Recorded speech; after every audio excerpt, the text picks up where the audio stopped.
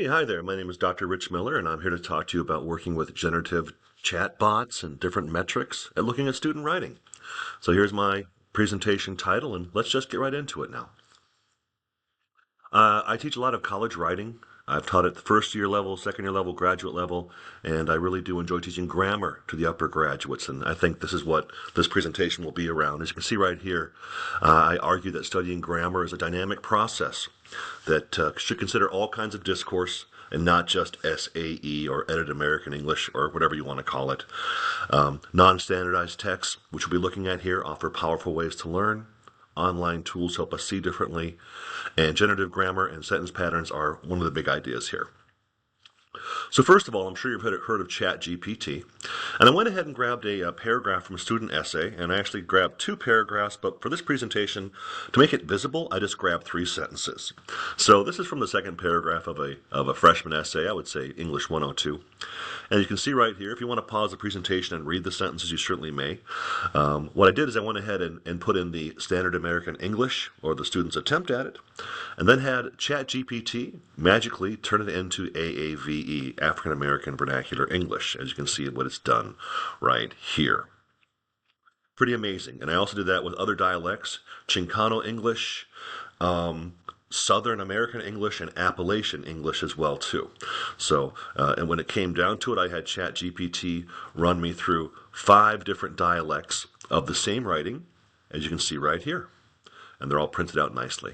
And so what can you do with these? Once you have students work with dialects, see what they're looking like, there's 3 tools I'd recommend. The first tool here is called the Microsoft 365 Immersive Reader. As you can see right here, the Immersive Reader takes the text you put in, and you can do some pretty cool annotations with it. Let me show you how it works.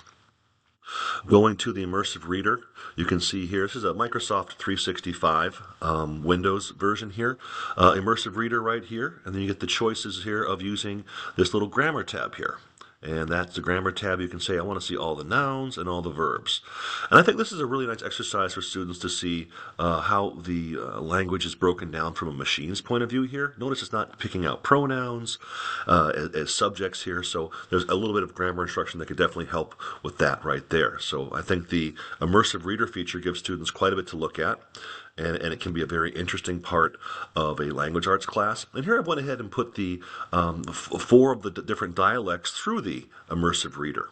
As you can see right here, telepresent robots are, telepresent robots be, telepresent robots they're like, telepresent robot be. So we're seeing here the dialect shifts that ChatGPT supposes, and I think that's problematic, as we'll talk about later. But you do have a lot of other annotations here. This would be great practice for having students pick out and find nouns and verbs if you're a basic level, or a higher level of what kind of verbal phrases they're using as well too. So the Immersive Reader is right on Microsoft Word, and it can work pretty good with annotating, getting some text up for discussion right away. And in some cases, it is not as advanced as an advanced grammar student would be, but for a freshman writer, this might be a very good exercise to simply understand what's working under the hood here. Another tool that could be used is the word counter. The word counter is more of a quantitative tool that talks about the different, how can I say it the right way? It talks about different ways to count up what's working in the prose. Word counts, character counts, number of sentences, paragraphs in the pages, times it's to read, and also a little bit of work here on the most popular words that are used once, twice, or 3 times.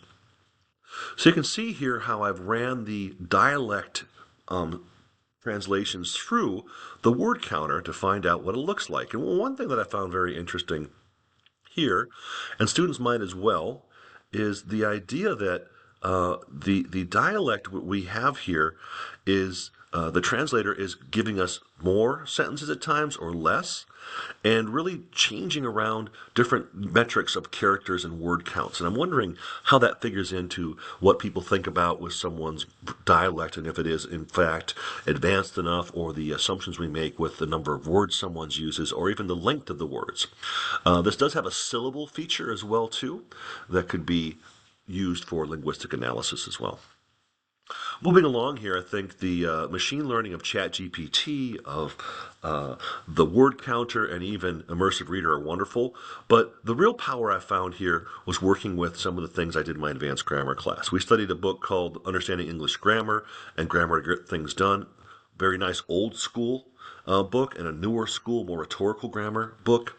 And here are the sentence patterns that an advanced English student would know. These are not the sentence patterns that go with compound, complex, but these are more the generative grammar patterns that really get under the hood in past parts of speech. As you can see right here, there's only 10 patterns in English language that really work in terms of the transitive, linking, intransitive, and the to-be verbs. So what I've had my students do is run this through the dialects and break them down. And I have that done right here. I went ahead and looked at the 5 of the translations and broke down the sentence patterns you can see here. And interestingly enough, you see the standard American English has sentence patterns, the 3 sentences, 3, 6, and 2 are the sentence patterns that work here.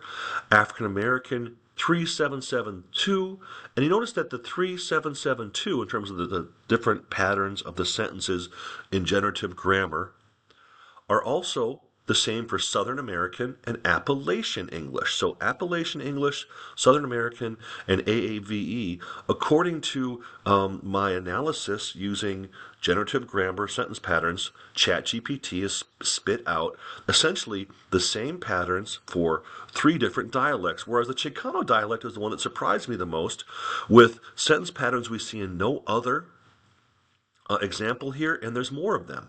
And also they have the first sentence pattern, which is interesting because that's the most basic of them all.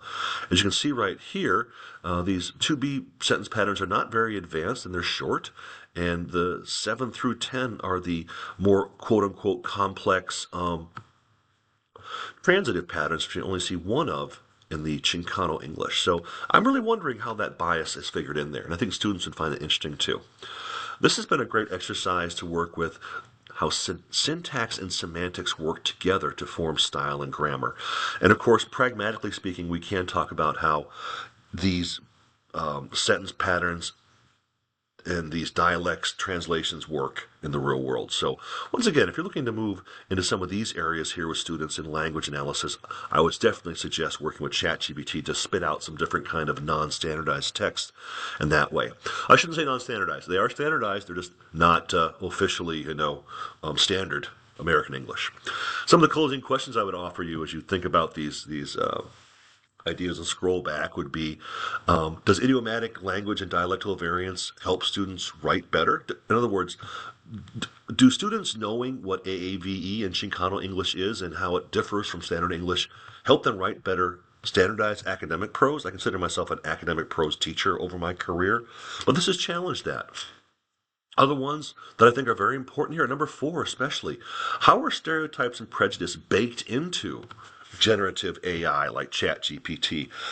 Where do they get their ideas about Chicano English and AAVE and change it the way they do? That would be a very neat study to look at as well too. And perhaps the most underlying principle here is what are the ways can studying dialects help students understand diversity, equity, and inclusion, which are 3 key words here, because the dialects we've looked at in this short Praxis poster would be owing to those diversity, equity, inclusion principles that are so important, and that run up against the standardized English sort of ideas of homogenization and hegemonic discourse. All right, folks. Hey, I would love to hear from you. My email is rmiller@suffolk.edu. If you'd like me to post the ChatGPT's transcript, any other of the visuals here, I'd be more than happy to do it. And I do really encourage you to use sentence patterns, generative grammar in your class, because I do think it opens up a lock with a key that students will never, ever unhand again. All right. Thank you for your time.